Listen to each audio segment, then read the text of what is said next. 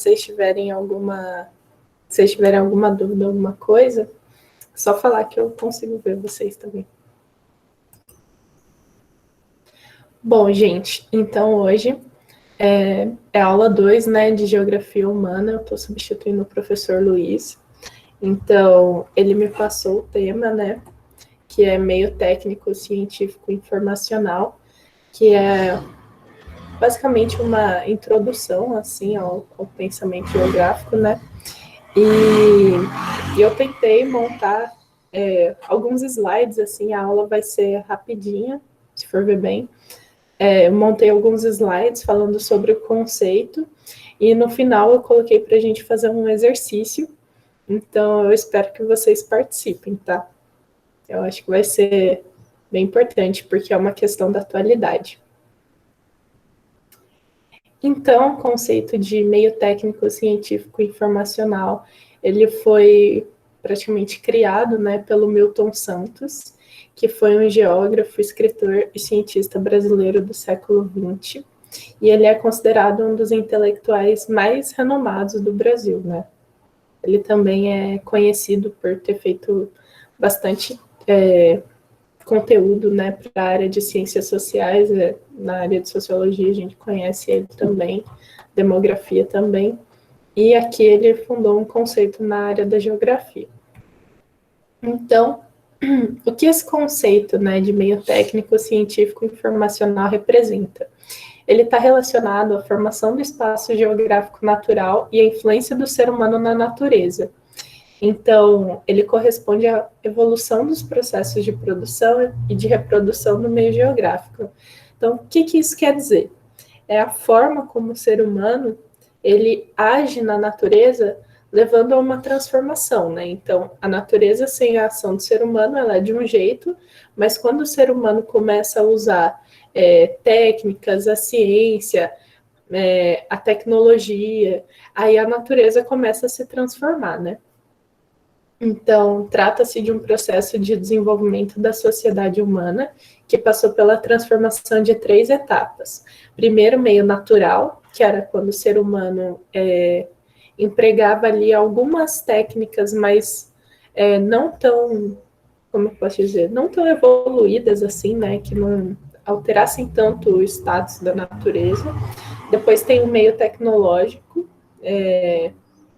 que ele já tem o emprego de técnicas, né?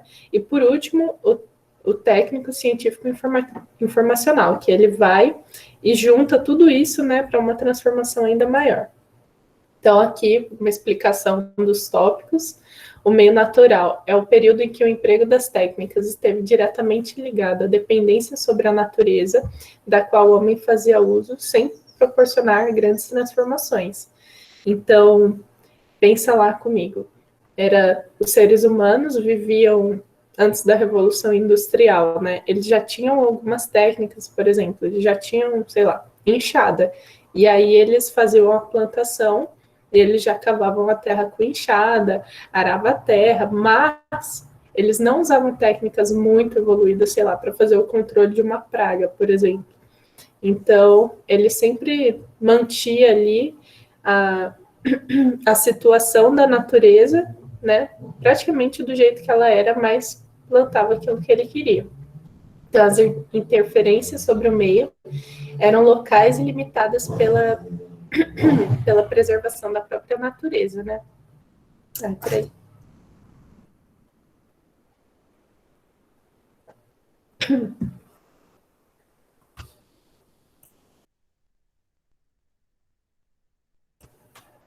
Então, aqui eu coloquei alguns exemplos, né, que é a técnica de pousio, a rotação de culturas e a agricultura itinerante, em que o uso do solo limita-se à sua preservação, né. Aqui eu trouxe algum exemplo, né, tem a rotação de cultura, coloquei aqui esses hominhos com a enxada, né, porque é um uso de técnica, mas ainda está mantendo, né, a natureza. E aqui a rotação de cultura, eu não sei se vocês já viram isso, né? Mas ela é para preservar, não sugar todos os nutrientes da terra com uma cultura só, né? Então eles fazem essa rotação para a terra poder se regenerar. Aí o meio técnico, houve a introdução de objetos e sistemas que provocaram a inserção das tecnologias no meio produtivo. Entrou em foco durante a primeira Revolução Industrial, que aconteceu no século XVIII, e ocorreu uma crescente substituição de objetos naturais por objetos técnicos. E a dependência das atividades humanas sobre o uso de maquinários e instrumentos se intensificou nesse período. Então, se vocês já viram Revolução Industrial em algum momento, aquelas famosas imagens, né, da locomotiva, né, da Maria Fumaça, lá tem essas famosas, típicas imagens de Revolução Industrial, né, que são as primeiras fábricas, as pessoas trabalhando aqui, já se usava as técnicas, né, e o ser humano, a mão de obra do ser humano, ela ficou muito ligada, né, ao uso das técnicas. Agora, o meio técnico, científico e informacional, ele representa a etapa que a gente se encontra no momento, né, que o sistema capitalista se encontra. Está relacionado, sobretudo, à terceira Revolução Industrial, a partir dos anos 1970, e nesse momento ocorreu uma união entre técnica e ciência, guiadas pelo funcionamento do mercado, que, graças aos avanços tecnológicos, expande e consolida o processo de globalização. Então, aqui, quando junta, né, a técnica com a ciência e com o meio informacional, a gente tem um salto assim, muito grande, né, de como que o ser humano passa a agir, né, na natureza. Então, aqui eu trouxe essa imagem que eu achei bem ilustrativa, né, que aqui a gente tem um drone, a gente tem a pessoa, né, tem as máquinas, tem a natureza em si, mas tudo isso o ser humano, ele aprendeu a dominar para transformar o meio, né. Então, aqui, a potência humana empregada para transformar o meio com o uso de técnicas, máquinas e com o aparato da ciência. Então, o ser humano, ele ficou muito mais... O processo de produção do ser humano, ele se tornou muito mais rápido e muito mais eficiente, depois que ele começou a dominar, né, essas técnicas e a ciência. Aí, aqui, uma imagem muito ilustrativa, né, para a gente trazer, são as máquinas agrícolas, né, o agronegócio, principalmente no Brasil, ele pode ser um bom exemplo, né, para falar como que se misturam, né, o meio técnico, científico e informacional, porque aqui a gente está vendo uma plantação, né, mas ao mesmo tempo, para cuidar dessa plantação imensa, a gente nem mal consegue ver o fim da plantação. Para cuidar disso, agora não tem mais um monte de pessoa que passa arrancando as praguinhas, passa cuidando das plantinhas. Agora é uma máquina que passa jogando veneno e passa molhando, e é assim que o ser humano está potencializando o processo de produção dele, né? E as escalas, elas vão aumentando quando esse processo passa a ser dominado. Então, aqui eu queria trazer um ponto para contrapor, né, essa ideia que a gente tem, principalmente da produção de alimentos, né, eu escolhi esse tema, né, para a gente seguir em relação ao meio técnico, científico, informacional. Eu já dei agora o contexto, né, o conceito ali, o que ele significa, e agora a gente vai pensar os prós e contras desse conceito, né, atrelado à globalização. Porque, ao mesmo tempo que o fenômeno da globalização, ele tem seus pontos positivos, ele também carrega pontos negativos. Se a gente for pensar na forma como as ferramentas técnicas são distribuídas na sociedade. E aí eu trouxe o exemplo aqui da fome, né, no Brasil, que o Brasil voltou para o mapa da fome entre 2017 e 2018. É uma coisa que eu não sei, né, não sei se vocês já ouviram falar, é que no começo dos anos 2000, o Brasil estava no mapa da fome, e ali mais ou menos em 2002, e um pouco mais para frente, caiu 82% o número, né, de pessoas que estavam ali em extrema pobreza, né, passando fome. E esse número ele vinha caindo, né? O Brasil lá para a ONU, para os órgãos mundiais, ele estava se recuperando, né? Estava tendo uma boa qualidade de vida para as pessoas, mas de uns anos para cá, né? Em 2017 para 2018, essa situação ela voltou, né? Então o Brasil voltou para o mapa da fome, e naquela época 10,3 milhões de brasileiros estavam em situação de insegurança alimentar grave, né? Que é não ter o que comer. E isso correspondia a quase 5% da população. Então, aqui eu quero trazer mais agora para a gente refletir, né? Como, ao mesmo tempo que a tecnologia atrelada à técnica, à ciência, ao mesmo tempo que isso é muito bom, né? E como foi o caso que eu falei da agricultura, né? Que no Brasil a agricultura é um setor muito forte, mas ao mesmo tempo, no nosso próprio país, muitas pessoas passam fome, né? Então, como que a gente pode parar para pensar por que isso acontece, né? Por que as pessoas não têm alimento? Por que existe essa desigualdade, né? E as pessoas não conseguem sair daquela situação. Então, aqui eu dei uma pesquisada, né? Eu coloquei as referências no final, tem vários. Tem matérias, né? Normalmente eu pego matérias mesmo de jornal, né? Trouxe uma da BBC, eu vi também, acho que uma daquele jornal alemão. Aí eu trouxe para vocês, coloquei no último slide de referências, se vocês quiserem ver depois, mas eu dei uma sintetizada para trazer aqui. Então, a questão da fome, né, não só no Brasil, mas no mundo, ela é causada pela má distribuição.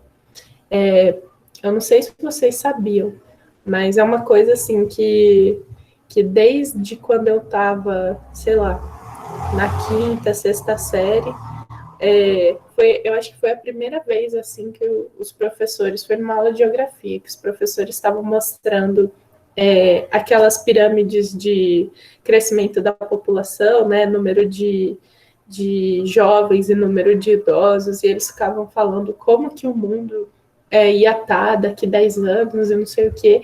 E aí o professor falou, então, vocês sabem que a quantidade de comida produzida no mundo ela é suficiente para alimentar todo mundo, mas continua tendo gente passando fome? Eu não sei, mas vocês já tinham ouvido falar disso?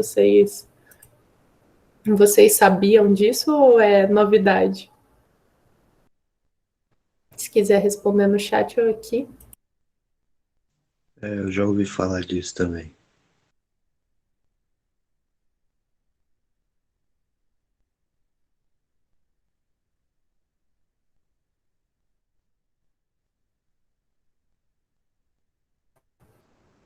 Ah, boa, galera. Então, eu não sei a proporção, né, de se é 7 vezes mais, mas eu sei que a quantidade de comida. Eu até procurei a, a continha lá para ver quantas vezes mais era produzido e desperdiçado, né, mas eu não achei. Mas é bastante de tudo que é produzido, alimentaria todo mundo assim numa boa, e não é alimentar tipo, toma aqui, sei lá, pessoal da África, a gente vai mandar um avião de comida para vocês porque é o que tem. Não, é muita comida, gente. É muita comida. Então, aqui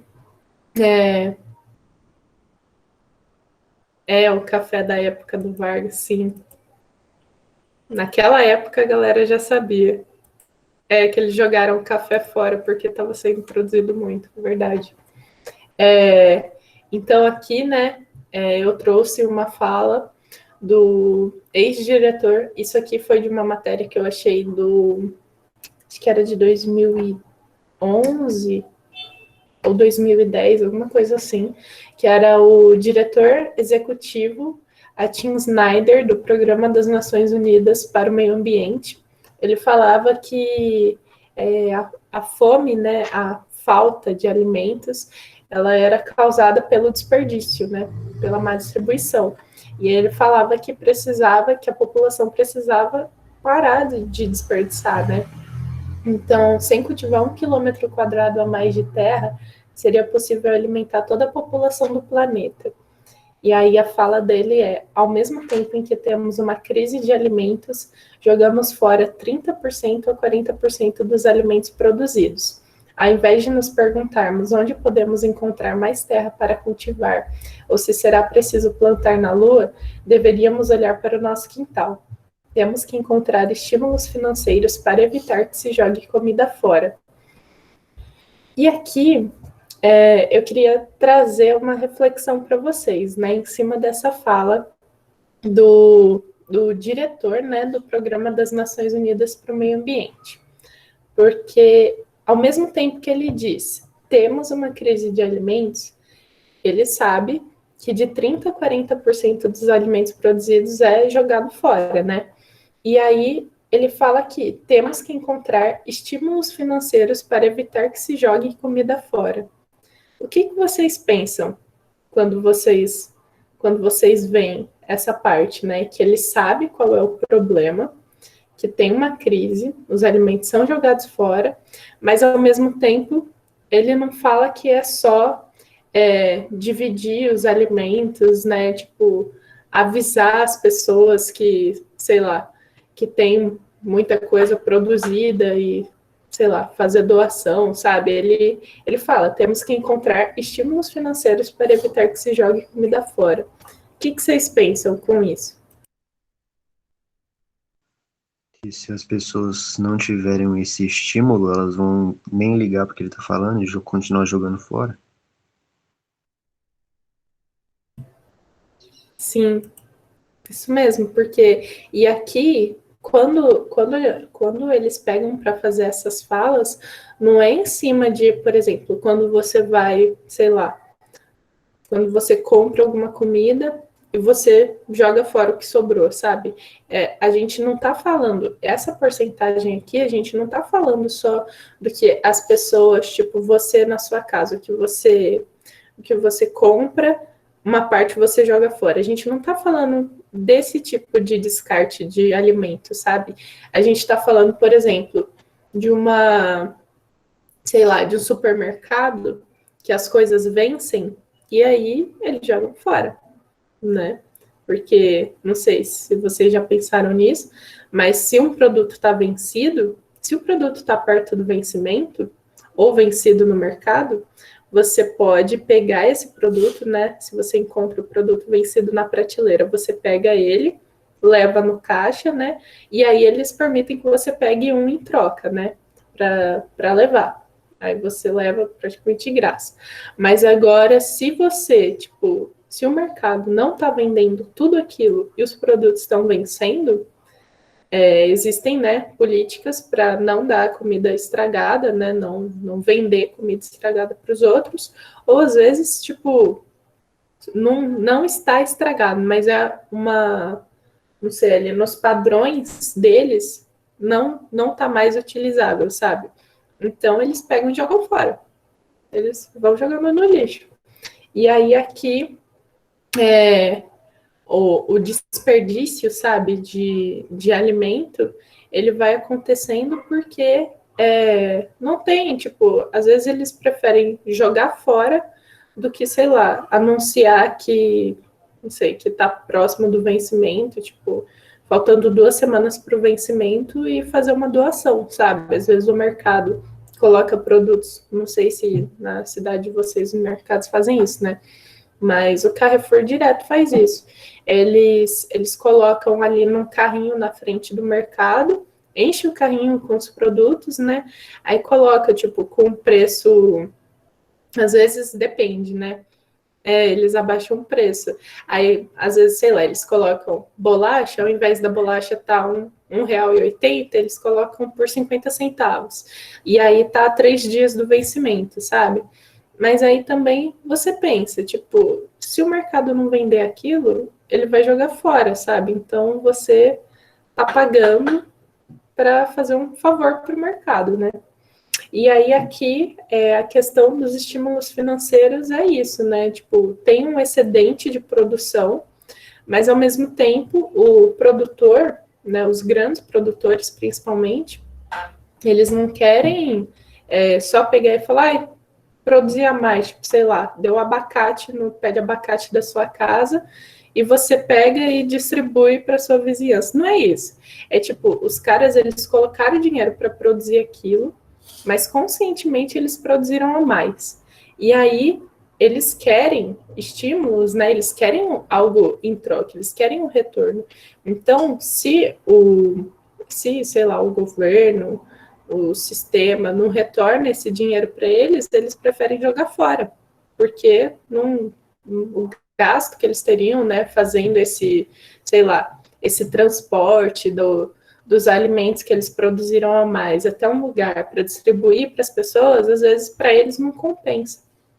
Então, essa questão, né, do desperdício de alimentos, ao mesmo tempo que é uma coisa, a gente pensa, meu, como assim? Eles ficam jogando comida fora, sabe?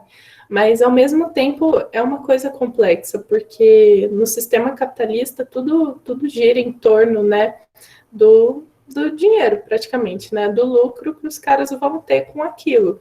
E quando eles veem que a margem de lucro ela está muito baixa, e eles teriam que demandar um esforço maior para fazer aquilo, eles não fazem. É simplesmente isso. Então, aqui, depois, né, da gente ter introduzido esse tema, eu queria fazer um exercício com vocês, e agora eu espero que vocês falem. Pode ser pelo chat ou pode ser pelo microfone mesmo. Aí eu vou me mutar e vocês podem debater. Que é aqui, ó. Se você tivesse menos de R$ 30 por dia para viver, o que você faria? Vocês já pararam para pensar? Se vocês tivessem que viver com menos de R$ 30 por dia, vocês, tipo, sei lá, vocês sozinhos, assim, com R$ 30 por dia, o que vocês fariam?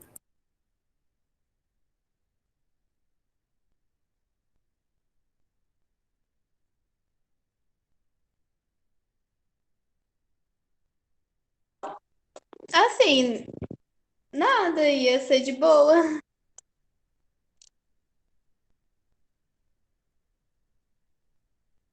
Menos que 30. Ah, ia ser de boa, professora. Ia ser de boa? Eu Ok, compraria o suficiente para passar o dia bem, todo dia comprando a comida mínima ali e só. Não ia dar para comprar mais nada mesmo. Uhum. Eu comer coxinha no café, no almoço e na janta. É, igual a Mayara comentou, ela já vive com isso, eu também, a gente vive só com isso, então dá super, assim.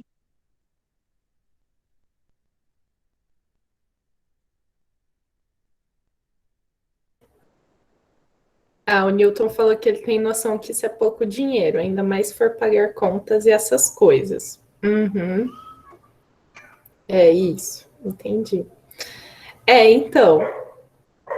Ah, mas a Mayara falou que ela não paga aluguel, conta de água, de luz e não compra comida. Dá para viver. Ah, um salário mínimo. Uhum. Beleza. Que eles falaram que dá para viver com R$ 30 por dia. E se fosse R$ 10 por dia? O que daria para vocês fazer?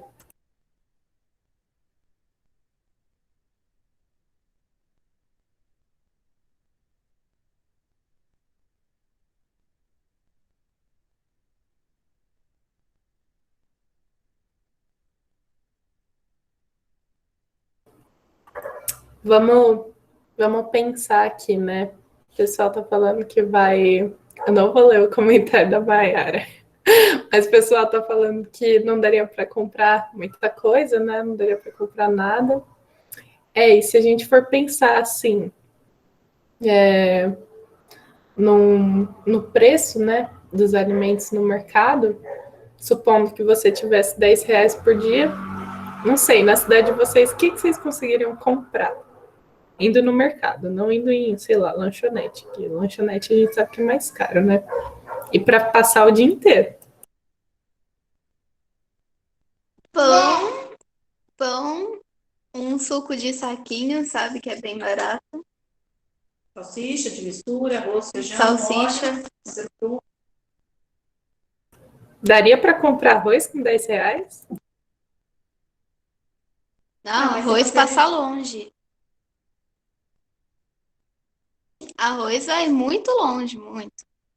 Mas dá para comprar pão, acho que é o máximo que dá, porque se você quiser comprar pão e leite, o leite já é R$ 5, né? Mais barato. Sim, dependendo do lugar que você tá, às vezes ali o quilo do pão vai sair R$ 10, né? Que vocês sabem, na padaria eles colocam o quilo do pão R$ 10. Sei lá, você foi na padaria que a massa é um pouquinho mais pesada, você vai sair só com 4 pães. Não vai nem dar para pegar uns 10 pães. E aí seu dinheiro foi embora no pão. Almoço, pra janta, tu pode.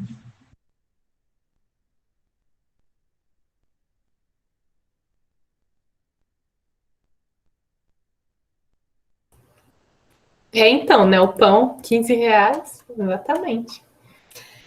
Então, beleza, gente. Ganhando R$ 10 por dia, morar na rua, né?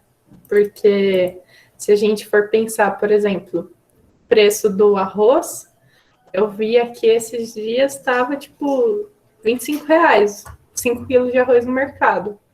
Ah, sei lá, 5 anos atrás, 5 ou 6 anos atrás, o arroz era ali, quando chegava a R$ 11, meus pais já falavam, meu, que absurdo esse arroz, R$ 11.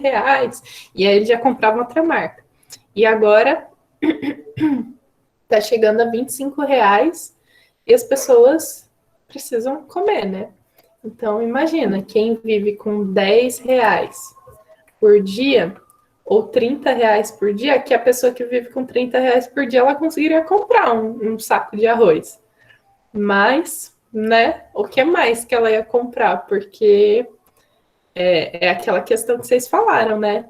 Tem que pagar conta, tem que comprar, por exemplo, se não é só você que vive na casa, tem outras bocas para alimentar, né?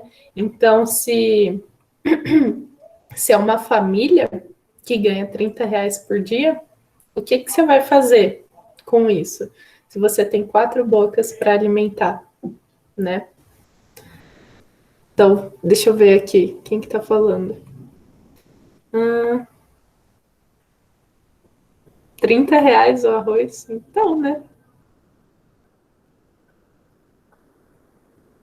Ah, como que é, Mayara? Se a gente reclama do preço do arroz, por exemplo.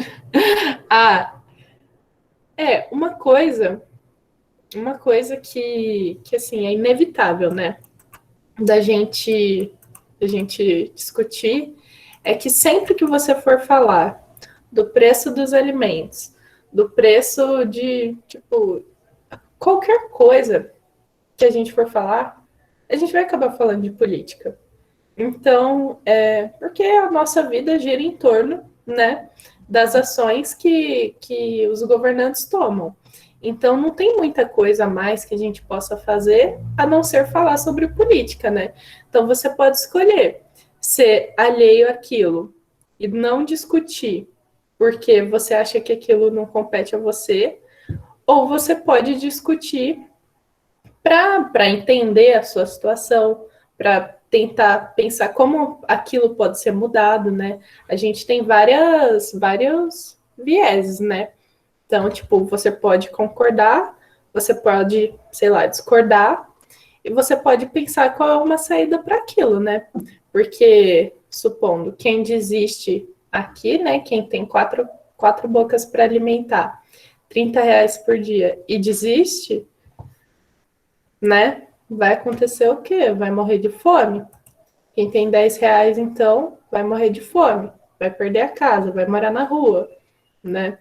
Então, existem algumas coisas aqui que a gente precisa refletir, né? E aí, eu tinha mostrado um spoiler do slide, né? Mas essa é a realidade de milhões de famílias no cenário da pandemia de Covid no Brasil, né? Essa situação de viver com 10 ou 30, né? Menos que 10 e menos que 30 reais por dia, esse cenário ele se tornou muito mais frequente, né? Durante a pandemia, porque muitas pessoas perderam o emprego e principalmente as classes mais pobres, né? Dependem muito do emprego, né? Porque não tem outros tipos de renda. Quando a pessoa é classe média, ela até tem, né? Tipo, alguma forma de se manter. Sei lá, aluga casa, tem algum tipo de renda por fora, sabe? Tem mais escolaridade, consegue ali fazer uns bicos. Mas quando é uma pessoa que tem uma escolaridade ali, sei lá, quarta série, quando tem, né? Ali até se formou, sei lá, só o ensino fundamental, tem família, tem filho, às vezes esse o tipo, né, de renda que a pessoa tem, mesmo trabalhando. E aí, agora, durante a pandemia, isso se tornou muito mais frequente, né, porque muitas pessoas perderam o emprego, a inflação ficou muito alta, tá comendo dinheiro das pessoas.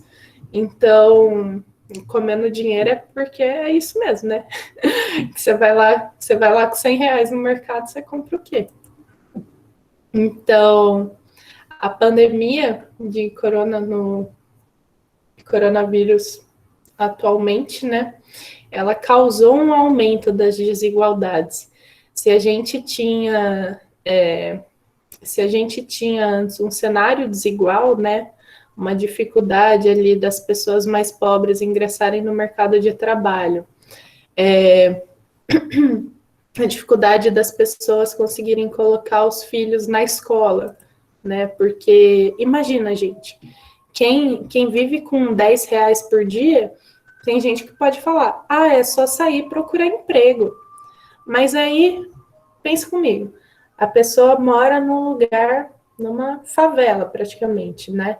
Num lugar afastado do centro da cidade. E muitas vezes, por exemplo, aqui em Campinas, a cidade de Campinas ela é muito grande, né? E muitas coisas elas ficam localizadas só no centro da cidade. Então tem bairro aqui em Campinas que fica a 40 quilômetros de distância quase do centro. Então, imagina, aí a pessoa fala, beleza, ela ganha 10 reais, 30 reais por dia, mas ela pode pegar um ônibus e ir, né, até o lugar. Mas aqui, como é muito longe, a pessoa precisa pegar 2, 3 ônibus, levar 2 horas. Aí a passagem do ônibus é, sei lá, R$ 4,75, eu acho.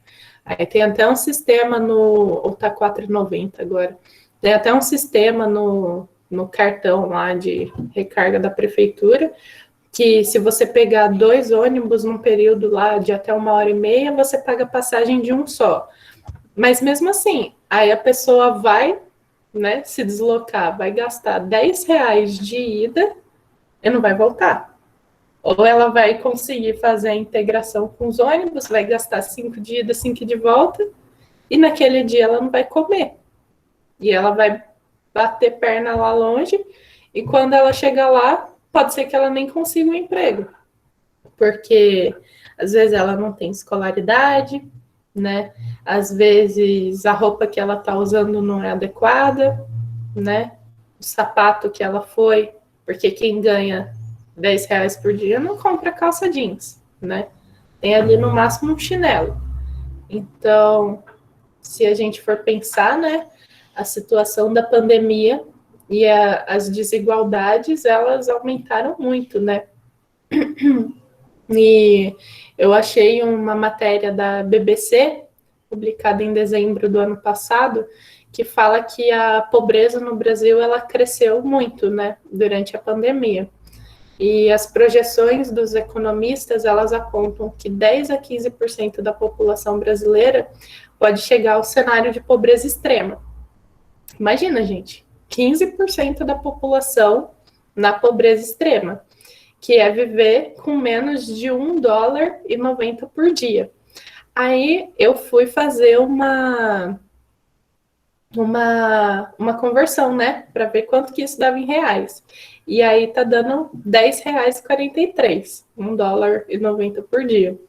Então, aquela pergunta que eu tinha feito, que você faria com R$10, 15% da população do país estaria vivendo nessa situação, né, segundo as projeções. Em relação à pobreza, né, que é quem vive com menos de R$5,50 por dia, a porcentagem ela é ainda maior. Né? A taxa prevista para esse ano é de 25% a 30% da população sendo afetada. Então, 30% da população viveria com R$30 por dia, menos de R$30 por dia. E mais 15% da população vivendo com menos de R$10 por dia. Aí a gente já poderia colocar aí uns 40%, 45% da população nessa situação, né? Então, se a gente for pensar, a desigualdade está muito gritante, né? Quem tem dinheiro para, pelo menos, comprar comida e pagar as contas, está saindo no lucro atualmente. Deixa eu ver aqui o que vocês mandaram.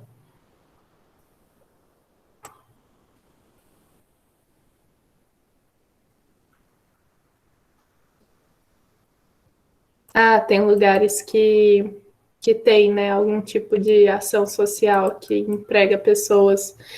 Tem bastante lugares que faz esse tipo de ação, né? Tipo, eles estipulam aqui em Campinas tem...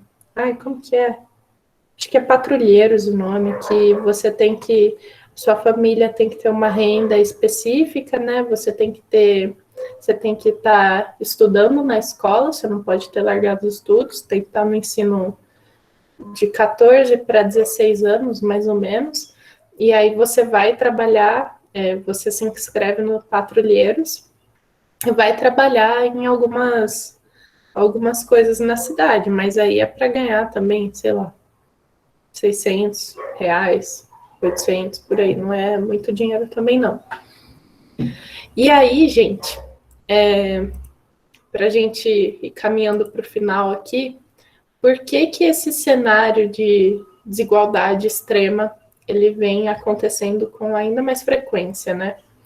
Então, a crise econômica, a inflação e o grande número de pessoas sendo demitidas do trabalho, estima-se que a gente vai enfrentar situações de pobreza extrema e mais situações, né, de pobreza e extrema pobreza no país. A diminuição de programas de assistência do governo, por exemplo, Bolsa Família e o auxílio emergencial.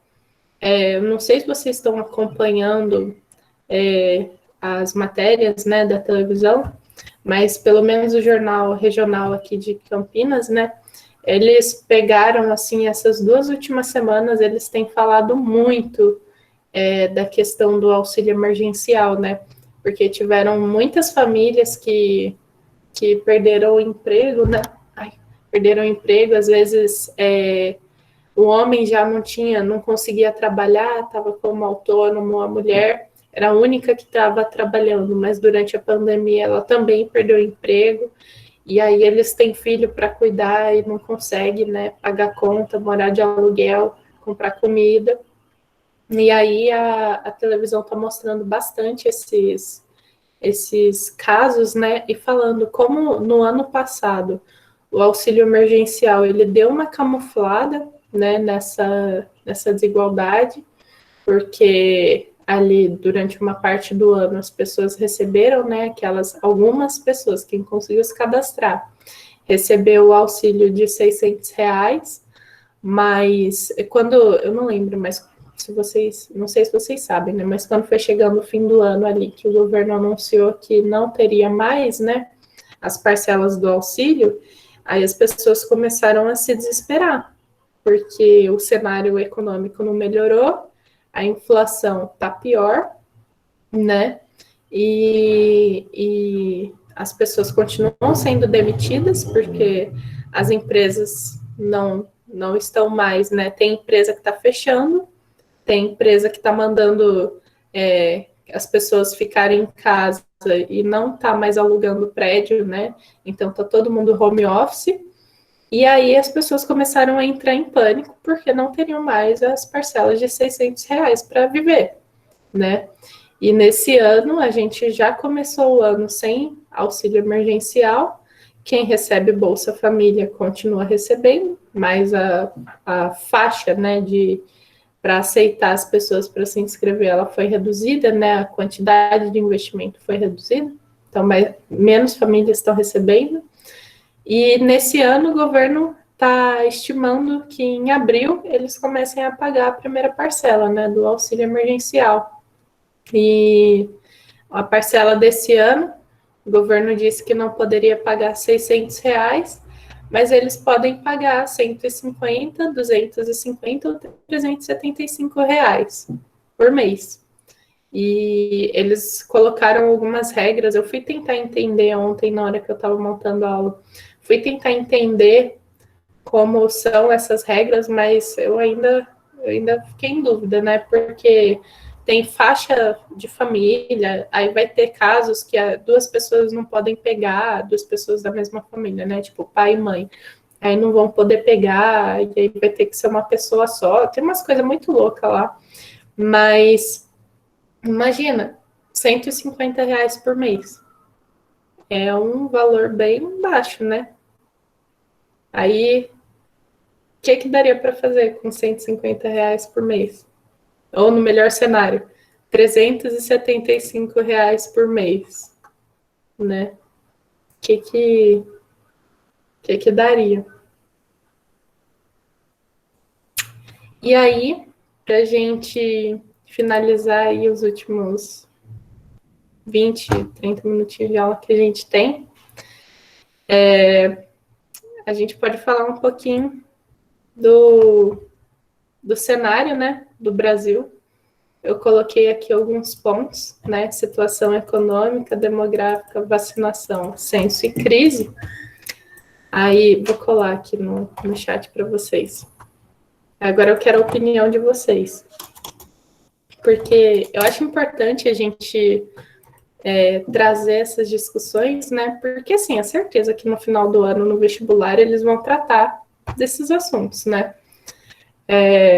Então, queria saber de vocês, assim, nesse momento, o que vocês acham da questão da vacinação e como isso colabora para a crise que a gente está?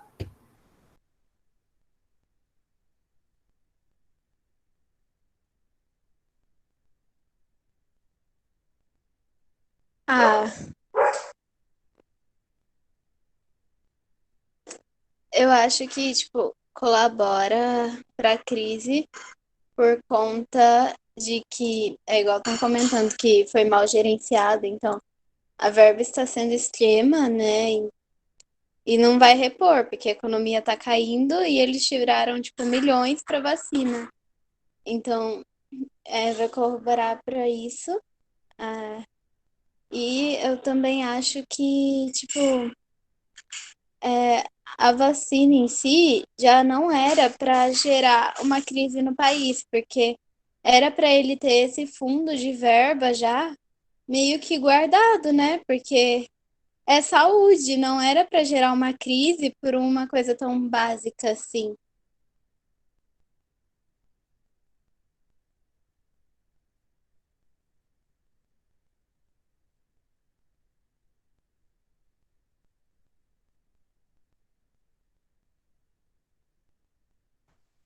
E o pessoal está falando aqui no chat que se eles soubessem usar a vacina, estaria numa situação melhor. E quanto mais demora, mais precisa ficar em casa.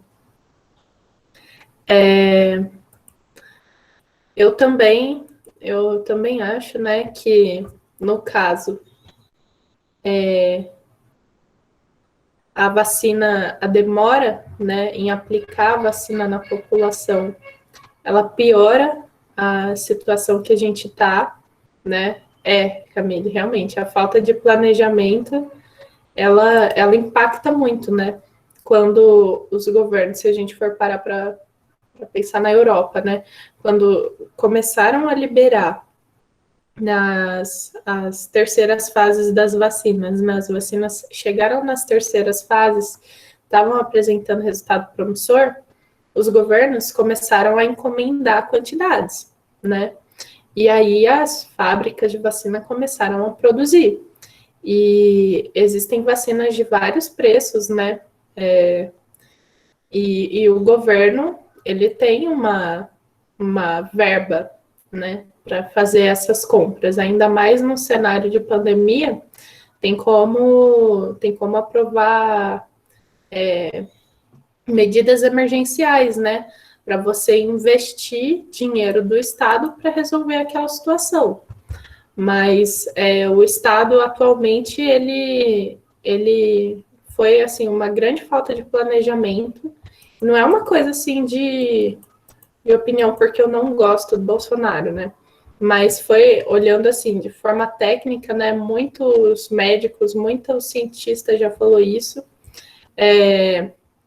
que a questão foi que o governo não se planejou, né?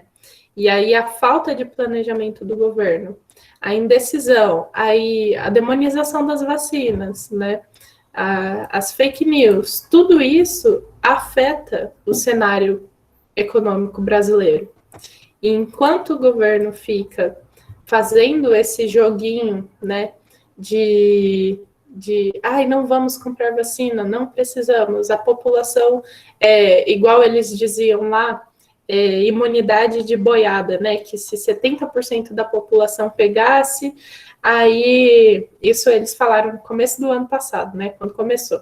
Eles, não, se 70% da população pegar o vírus, aí já vai ter criado resistência, as pessoas não vão mais pegar, ou se pegarem vão pegar fraquinho, e aí não vai precisar internar. E não é isso que a gente está vendo, né? As pessoas estão pegando de novo, tem casos de pessoas que pegaram já 2, 3 vezes, os médicos, eles continuam. Gente, imagina para a situação dos médicos, aqui para quem quer fazer medicina, né? Ou enfermagem, todas essas áreas relacionadas à saúde. Mas imagina a situação dos médicos que estão trabalhando diretamente no ambiente insalubre, né? E eles não podem voltar para casa, porque pode ser que eles estejam contaminados e eles não podem contaminar as famílias, né? Não pode ver os parentes. Então, todo dia tem muita gente morrendo, então tem hospital aí que todo dia eles têm que chamar as famílias, avisar que os parentes daquela pessoa morreram, né? Porque não aguentaram o vírus. E aí tem as mutações, então aquela ideia de imunidade de boiada lá dos 70% não era verdade, né? Não era uma coisa comprovada, porque esse vírus ele causa reinfecção. Então, todo esse cenário, né? Todo esse cenário de despreparo, né? E no caso não chega nem a ser um despreparo, é uma omissão, porque todo mundo, o Brasil, não é um país que não tem capacidade técnica, científica, né, informacional para fazer a gestão dessa situação. O Brasil tem condições muito, muito grandes, é um país que tem muito dinheiro, né, um país muito rico, e a gente vê uma situação fora do controle. E aí, vocês pensam, como que a vacina, né, como que a demora da vacina piora esse cenário para a gente? Porque as pessoas vão continuar se reinfectando.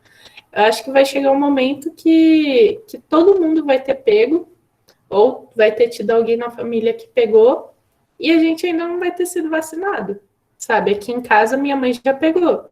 E aí, ela pegou Covid no fim do ano passado. E a gente sem fazer nada, sabe? Só indo no mercado. Então, imagina, Eu trabalho de home office, né? Então eu nem saio. Meus irmãos também estão estudando EAD. Então, só o meu pai que sai para trabalhar. Aí meu pai se expõe, só que não tem jeito, né? Que ele tem que ir para o trabalho. E a minha mãe pegou. E a gente não sabe se a gente pegou. Aí fica todo mundo naquela situação de, né, tipo, esperando a vacina, esperando que eles façam alguma coisa, tomem alguma medida. E enquanto isso, a situação econômica do Brasil vai piorando, né? Então, não sei, já falei demais. Vamos, falem vocês aí e abrem os microfones. Fala, Lana. Não era do assunto, não. É porque Melly mandou uma mensagem no grupo pedindo para aceitarem ela na chamada. Ah, eu não consigo, não aparece aqui para mim. É para alguém que criou esse link aqui, tem que aceitar. Eu não sei quem criou.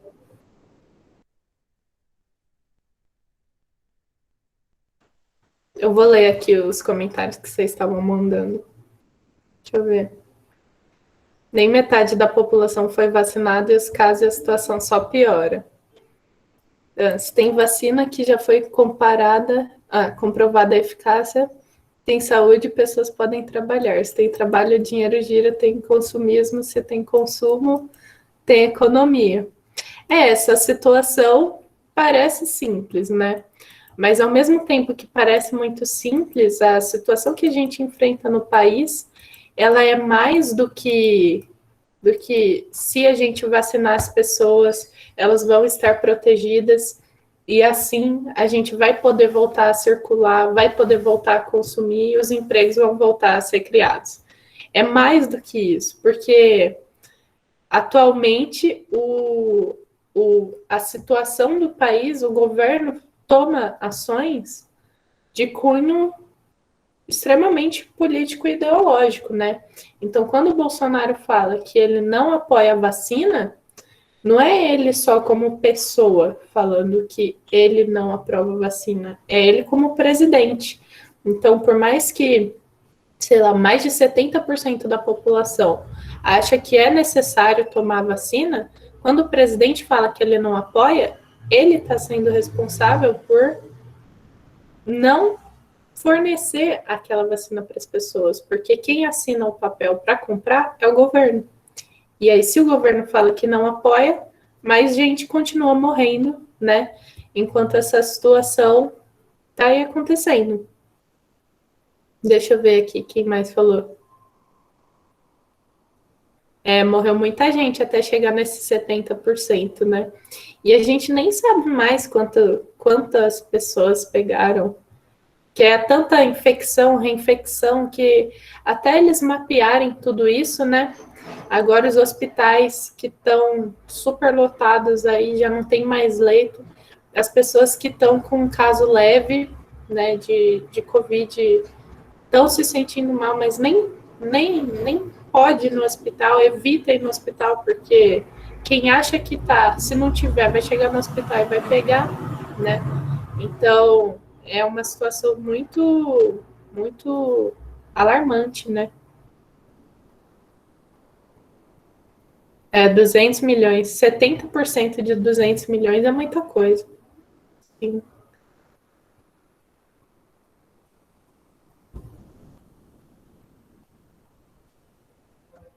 Nossa, na rua ninguém usa máscara. Não, isso é o pior, né?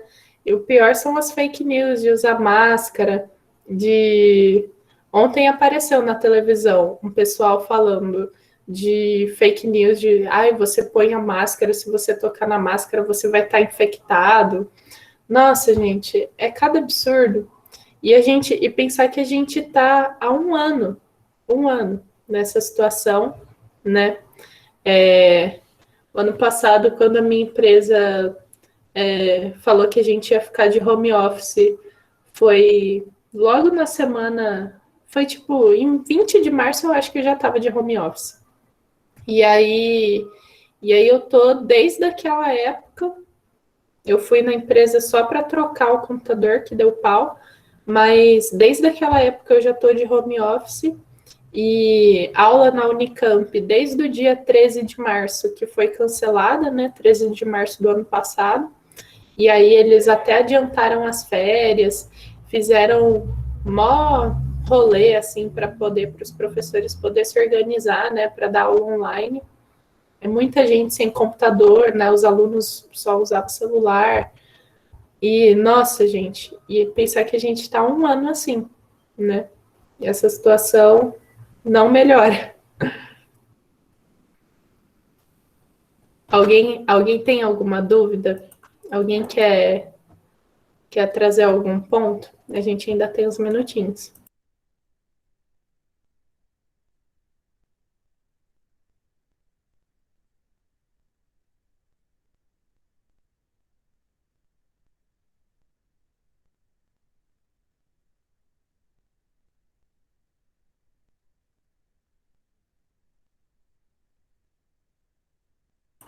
Tá tudo sob controle, gente? Vocês estão. Deixa eu ver. Ah, eu não vi isso dos alunos, internet para os alunos assistirem aula em casa. Não cheguei a ver. Ouvi só a manchete que o Bolsonaro vetou um programa lá que daria internet, mas eu não vi o que seria, não. Pode falar, professora? Uhum. Então, as escolas iam dar um chip para os alunos com internet, para eles existirem aula em casa e tal. E aí, o Bolsonaro falou não. E meu irmão ia até lá pegar também, porque a gente estava sem internet em casa. Conseguimos pagar, né? Graças a Deus. E ficou assim. Agora as crianças estão tudo na rua brincando, porque tem muita criança, pelo menos aqui na minha rua, que não tem internet. Porque a família, ainda mais agora, não tem condição de pagar e vai ficar sem assistir aula. Sim, e internet é muito caro, né, aqui no Brasil. Se você tem um plano de celular, já vai embora uns R$ 40 no mês, né? Se você quer contratar internet para sua casa, que eu acho que eu tô pagando uns 130 reais, assim, né, por causa do trabalho.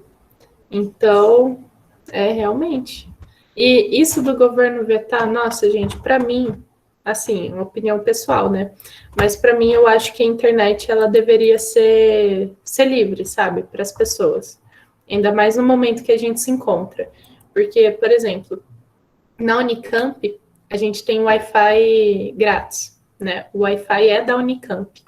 E eu estudei no Colégio Técnico da Unicamp, em Cotuca, e o sinal, o Cotuca era em outro bairro, assim, era longe pra caramba do campus da Unicamp.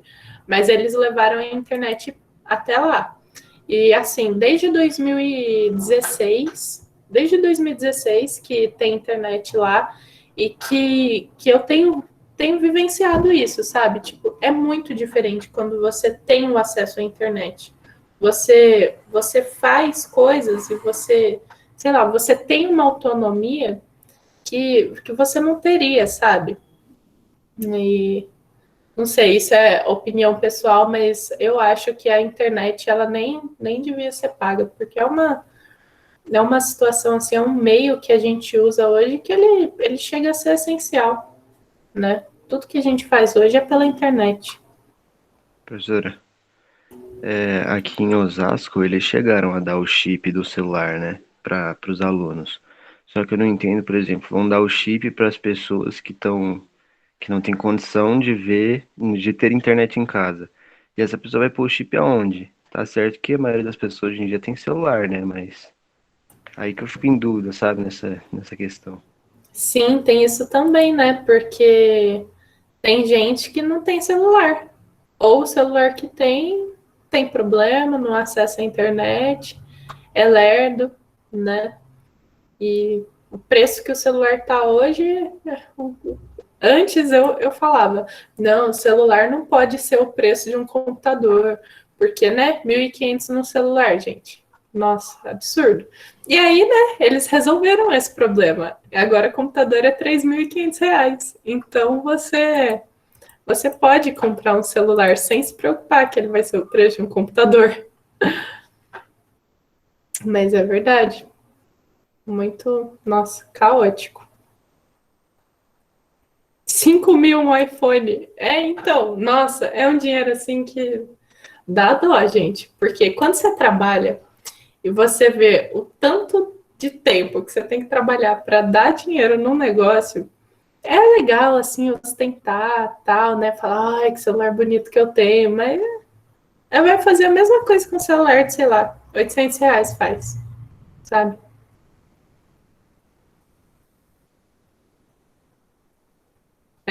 Os pais vão pegar as atividades dos filhos lá na escola, porque os filhos não têm internet, né? Depois tem que levar na escola, só essa circulação aí, para quem não tem dinheiro, é uma mão de obra, né? É verdade? Gente, que hora que termina essa aula? Que eu tô perdida no horário. 9h20. Ah, 9h20? Beleza. Ai, a sua escola tá tendo aula presencial agora, Evelyn? Para quem não tem acesso à internet, tipo, os alunos podem ir lá? Que aqui a escola do meu irmão, tipo, os professores, a diretora montou as salas lá, pegou os computadores da sala de informática e distribuiu nas salas, né, para os professores irem gravar a aula lá. Mas essa de aluno, não sabia, hein?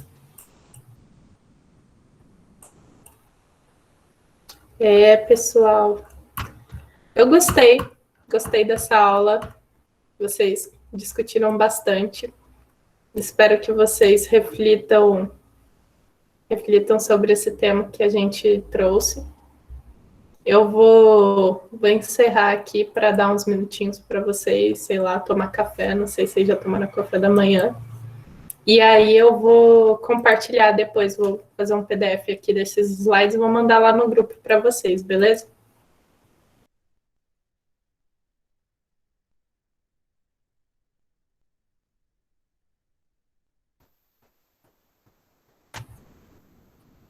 Então era isso, gente. Alguém está levantando a mão?